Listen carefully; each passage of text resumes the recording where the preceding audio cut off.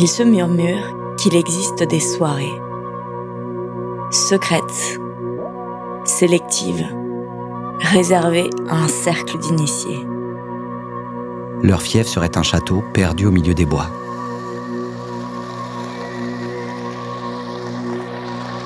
Un défilé de berlines sombres déposerait devant l'enceinte les élus capés et masqués.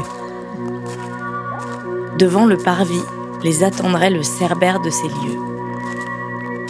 C'est à son oreille que l'on susurrerait le mot de passe.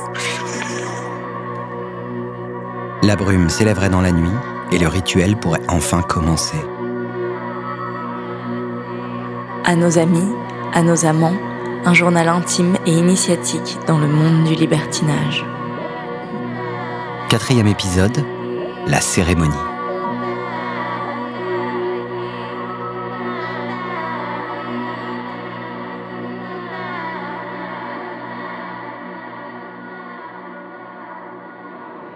Pendant quelque temps, notre apprentissage du sexe libre s'est fait en toute insouciance. Nous avions établi notre camp de base sur le seuil d'une terre inexplorée, luxuriante, et que nous imaginions sans danger. Multipliant les rencontres et les coups de cœur, nous avions constitué notre cercle d'intimes. Par la suite, certains sont devenus des proches, avec qui nous avons développé plus qu'une relation basée sur l'horizontalité des corps. Un simple café en terrasse, où 8 pieds sous la table s'effleuraient à l'insu de tous. Un brunch dans un appartement envahi par les plantes. Le sexe venant comme une petite note sucrée, ajouter de l'extase à un moment déjà délicieux en soi. Avec eux, nous avons réalisé quelques-uns de nos fantasmes les plus fous. Une première expérience torride, où J a savouré les gestes attentionnés des 2 hommes en même temps. Moi et un jeune garçon à lunettes dont les traits mystérieux se brouillaient dans les vapeurs d'un hammam. Une nuit sous le signe du trio, en compagnie de C, récemment séparé d'un homme toxique, et qui semblait chercher auprès de nous un shoot d'amour et de bienveillance, comme une pulsion de vie. Ces soirées étaient devenues des réservoirs inépuisables. Nous allions y glaner des images et des souvenirs exquis. Nous rejouions les scènes, alternant les rôles, et couchions sur le papier la liste de nos fantasmes encore inassouvis. On avait la sensation d'être ce couple un peu à part qui a trouvé la formule magique de sa longévité. Le libertinage comme pierre philosophale. Nous découvrions que la jalousie, exercée ainsi, à dose comptée, était un sentiment agréable, un outil au service de notre relation plus qu'un ennemi, qu'elle était comme le nécessaire aiguillon de notre désir. Nous étions à 2 doigts d'en abuser.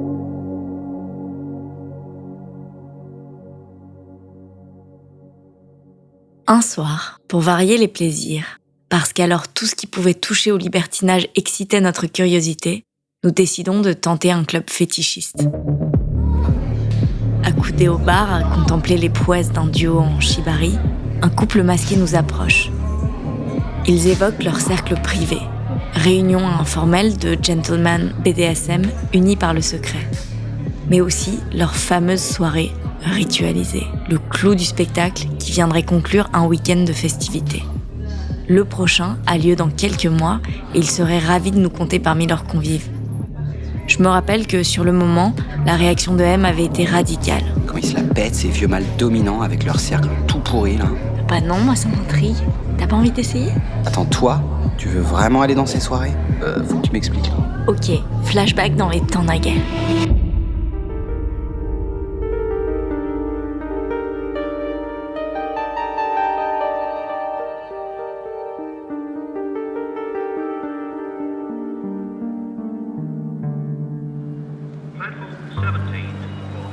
Londres, 2009. J'accepte d'accompagner un ami fun et très libéré à une soirée. Il me donne 3 informations cruciales.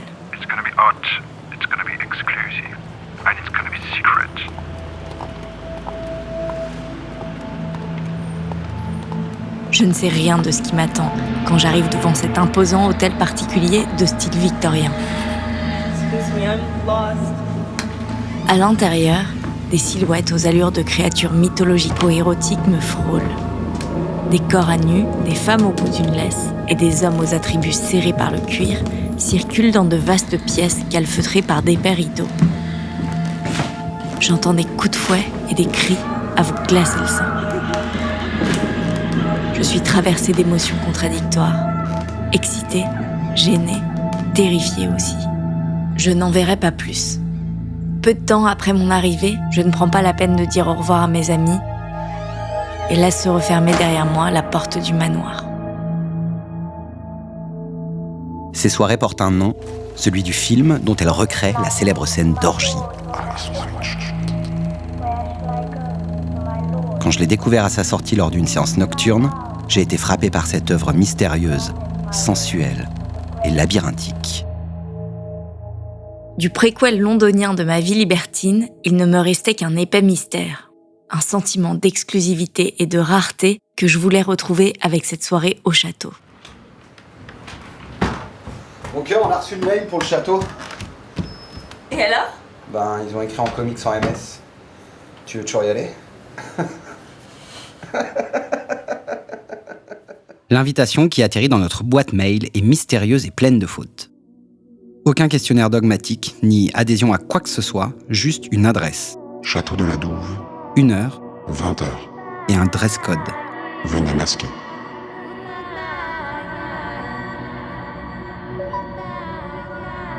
J'imagine les petits recoins d'un immense château, éclairés à la bougie, où, au détour d'un corridor, nous assisterions sur une banquette aux ébats bestiaux d'un groupe d'anonymes. Et j'imagine J me jetant une œillade complice lorsqu'elle s'éloigne au bras d'un autre. Et puis, je crois que j'ai toujours eu ce penchant pour l'exhibition. Si dans ma vie publique, l'idée de faire un discours à un mariage me terrorise, dans la lumière tamisée d'une soirée, je peux me faire fouetter par M sous le regard de 10 personnes. On croit que ça fait mal, mais pas du tout. Ça fait surtout du bruit.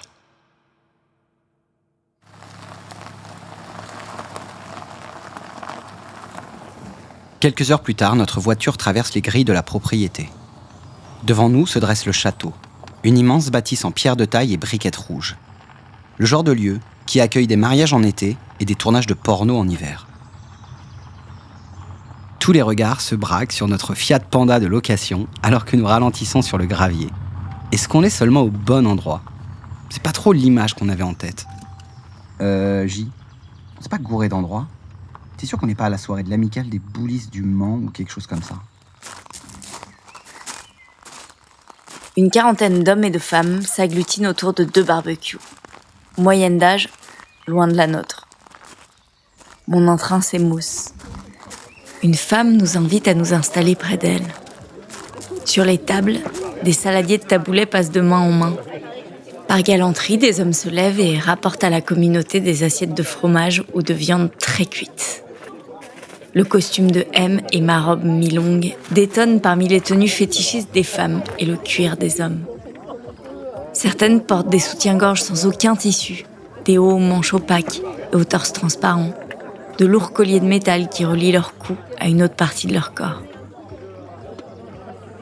Sur le grand escalier en pierre menant au château, une femme monopolise un photographe pour immortaliser son entrée. Dans son ensemble en dentelle vert et du haut de ses 72 cm de talons, elle enchaîne les poses suggestives.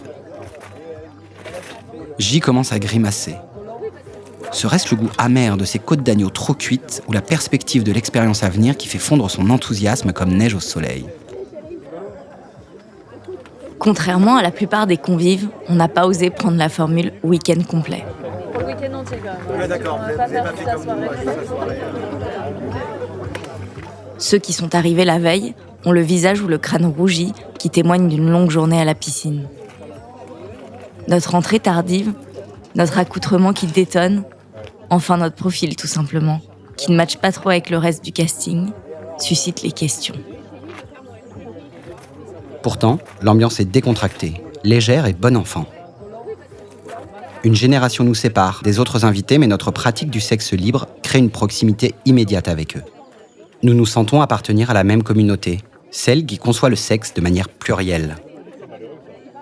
La suite du repas est expédiée, alors qu'une rumeur bruisse, propageant l'excitation. Une dizaine de femmes se dirigent vers le fond du jardin qui abrite une chapelle décrépie. Ce sont les promises. Un à un, les invités revêtent masques, capes et rejoignent le hall d'entrée.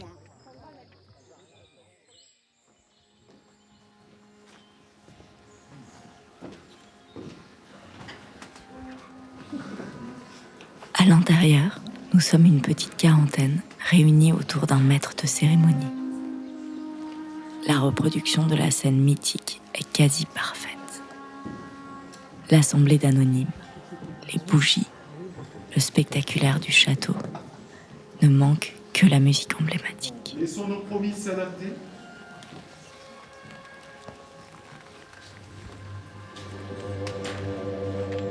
Les premières notes de la mélodie résonnent dans l'antichambre. Vous êtes le profane de notre assemblée. Et vous êtes la puissance invitante. Bienvenue parmi nous. Prenez place. Le maître de cérémonie entame son discours, non sans certaines difficultés. Celles que nous allons accueillir ont fait l'effort d'être vos promises. Tout ça se Les promises se placent en cercle, genoux nus sur le parquet en pointe de Hongrie.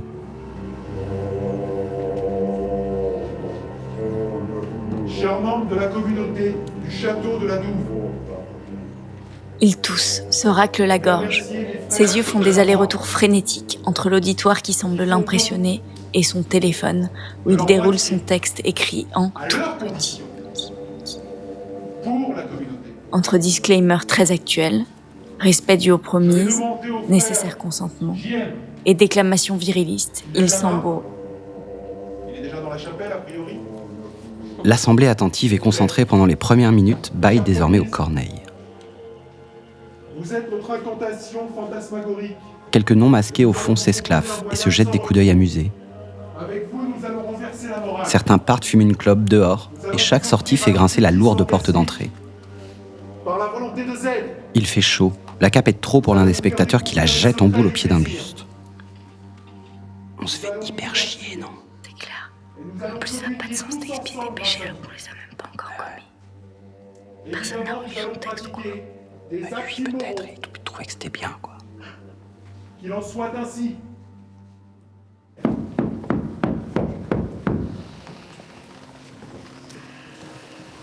Après ce rituel sans âme, le maître de cérémonie met fin à ce qui semble être un supplice pour tout le monde. Nous allons mettre un terme à cette cérémonie. Accompagnés de leurs cavaliers d'un soir, les promises quittent le hall pour rejoindre la pièce adjacente, Nous allons confier nos promises. une immense salle de réception où sont installés des matelas à même le sol.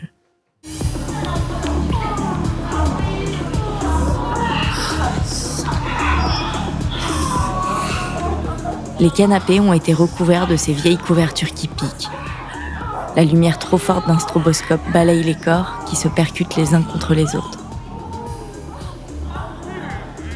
De l'esprit Eyes Wide Shut ne reste plus que le maître de cérémonie qui erre entre les partouzes à la recherche de son portable, de sa femme, d'un peu de compagnie ou que sais-je.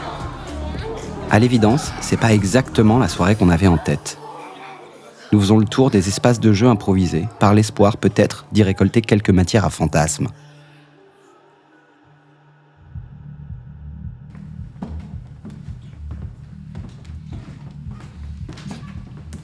Dans les chambres à l'étage, des petits groupes se sont formés. Les portes qui s'ouvrent laissent entrevoir des jeux orientés vers le BDSM. Cette fois-ci, ce sont deux hommes menottés au cadre d'un lit qui mettent leurs attributs à disposition de deux maîtresses. Croupe en avant, l'un se fait sauvagement pénétrer par un god ceinture, tandis que l'autre subit à répétition les coups de cravache d'une domina en furie.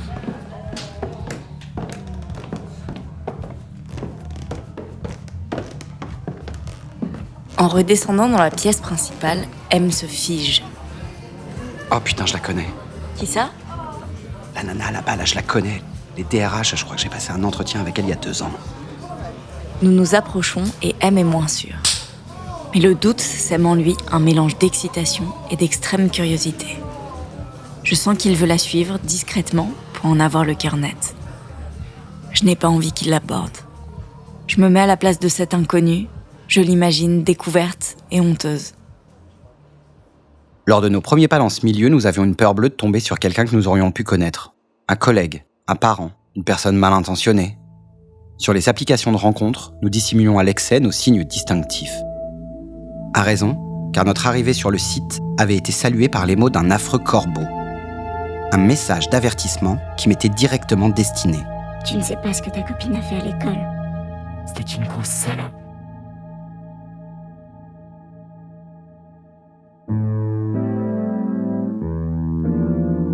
Ce mot de salope appuie là où ça fait mal, là où je suis la plus vulnérable.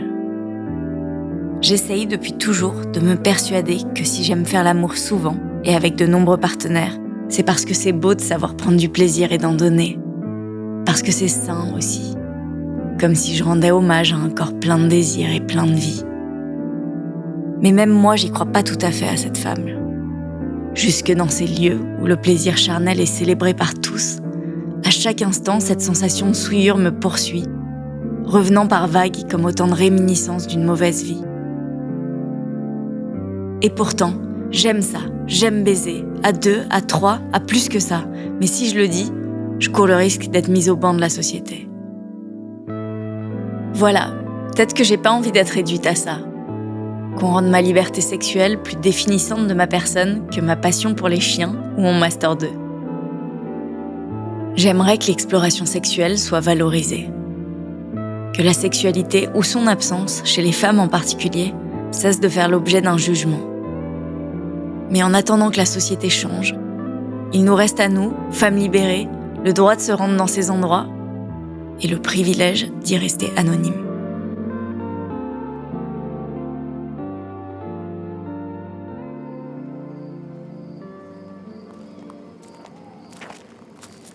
Nos errances nous ont menés à l'extérieur où le silence règne. L'une des dépendances du château accueille une salle de projection privée.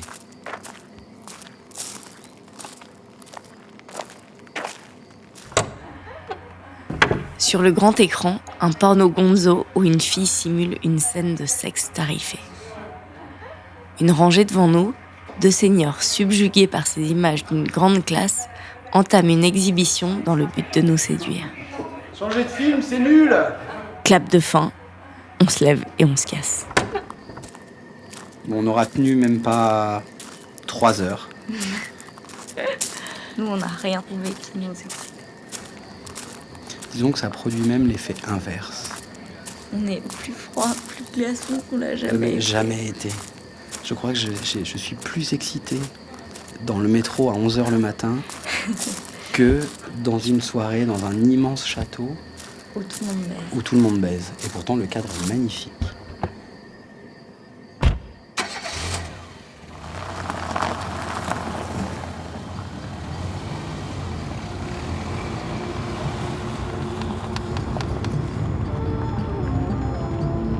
Sur le chemin du retour, on s'interroge.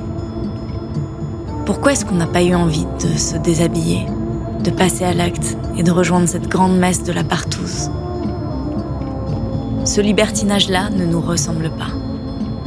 On avait imaginé que cette exploration hors des sentiers battus enrichirait notre grammaire érotique et qu'elle ferait de nous un couple résolument moderne. Mais loin de là, cette soirée, avec son esthétique du hard, son cuir et son latex bon marché, véhicule des représentations du sexe issues d'un autre temps. En attendant d'abandonner mon goût pour les fessées ou les levrettes brutales, mon enthousiasme pour le libertinage à l'ancienne s'est pour la première fois fissuré. Ces soirées, elles ne sont plus pour nous. Attends, du coup ça veut dire quoi ? On arrête le libertinage, on fait plus de soirées, on baise plus qu'entre nous, on redevient un petit couple normal quoi. C'est mort, je te le dis, on ne tiendra jamais, je nous connais. Non, ça, on sait, toi et moi, on sait que non, ça marchera pas. C'est notre philosophie maintenant, on est libertin, ça nous ressemble trop. Je proposais pas qu'on redevienne un couple monogame normal. En revanche, on peut explorer d'autres choses, des relations romantiques, par exemple, l'un sans l'autre. L'amour libre, carrément. Putain, le step, quoi. Pourquoi pas ? Ça te tente ? Ça se discute, quoi.